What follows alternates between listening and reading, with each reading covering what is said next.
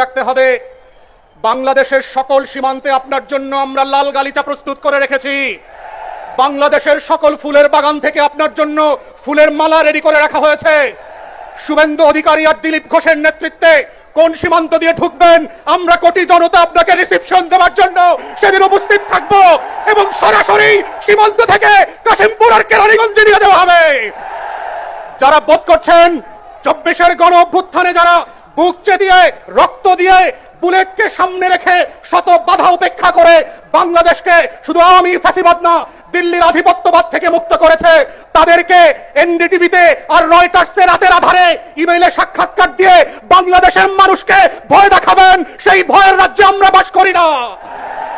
শত শত হাজার হাজার লক্ষ লক্ষ আবু সাইদ মুগ্ধরা বুক চিতিয়ে বাংলাদেশের প্রান্তে প্রান্তে সীমান্তে সীমান্তে পাহারাদার হয়ে বসে আছে বাংলাদেশের লাল সবুজের পতাকাকে হেফাজত করবার জন্য। যারা বোধ করছেন আপনারা কয়েকজন সিনিয়র বাটপার জ্যেষ্ঠ সাংবাদিকরা টকশোতে গিয়ে কথা বলবেন আর বাংলাদেশের মানুষ শেখ হাসিনার পক্ষে লড়াই করবার জন্য প্রস্তুত আছে, গত 17 বছরের ইতিহাস দেখেন, গণমাধ্যম বিরোধী দলের বক্তব্য প্রকাশ করে নাই। টকশোতে বিএনপি জামাতের বক্তব্য ছিল না, কোন গণমাধ্যম তাদের খবর বক্তব্য পর্যন্ত প্রকাশ করায় আদালতের নিষেধাজ্ঞা ছিল। তারপরেও কিন্তু গণ অভ্যুত্থান ঠেকাতে পারেন নাই।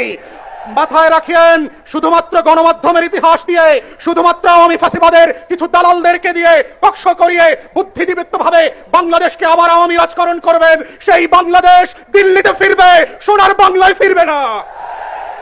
অতএব আমাদের বক্তব্য খুব পরিষ্কার।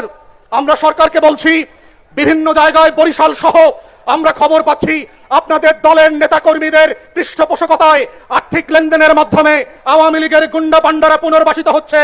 পাড়ায় পাড়ায় মহল্লায় মহল্লায় আওয়ামী লীগের পরিচিত সন্ত্রাসী ক্যাডাররা হেলমেট বাহিনীরা আবার ফিরছে, তাদের সাথে একসাথে মিলেমিশে বরিশালে মাদকের ব্যবসা করছেন। আমরা কিন্তু সবকিছু জানি। প্রশাসনকে বলছি, সরকারকে বলছি, আওয়ামী লীগকে পুনর্বাসনের ইতিহাস ভালো হয় নাই। আপনার বাবার ইতিহাস থেকে শেখেন, আপনার মায়ের ইতিহাস থেকে শেখেন, 111-এর ইতিহাস থেকে শেখেন। এই দজ্জালকে যদি পুনর্বাসনের চেষ্টা করেন, দজ্জাল পুনর্বাসিত হবে না, আপনারা নির্বাসিত হয়ে যাবেন। অতএব আমরা বলছি, এখানে আজকে 11 দলের ঐক্যের শীর্ষ নেতা, সংসদের বিরোধী দলীয় নেতাকে আহ্বান করছি, দয়া করে সংসদে বিল উত্থাপন করেন। 11 দলের পক্ষ থেকে জুলাই গণ অভ্যুত্থানকে নিয়ে যারা তালবাহানা করছে, জুলাই গণ অভ্যুত্থানকে প্রতিদিন গণমাধ্যমে টকশোতে বিভিন্ন নাটক সিনেমায় কিভাবে করে উপস্থাপন করছে, ফেসবুকে অনলাইনে ছোট করছে, শত শত হাজার হাজার শহীদ আহত যোদ্ধাদেরকে জীবন নিয়ে খেলাবেলা করছে, তাদের বন্ধ করবার জন্য আইন করে অবিলম্বে এই লোকগুলোকে আইনের আওতায় আনেন, ফৌজদারি বিচারের মুখোমুখি করেন। তা না হলে রাস্তার জনগণ যেদিন এই ধরনের বাটপার আওয়ামী বিজেপির বুদ্ধিজীবীদেরকে রুখে দাঁড়াবে, সেদিন মব জাস্টিসের কথা আপনারা বলতে পারবেন না।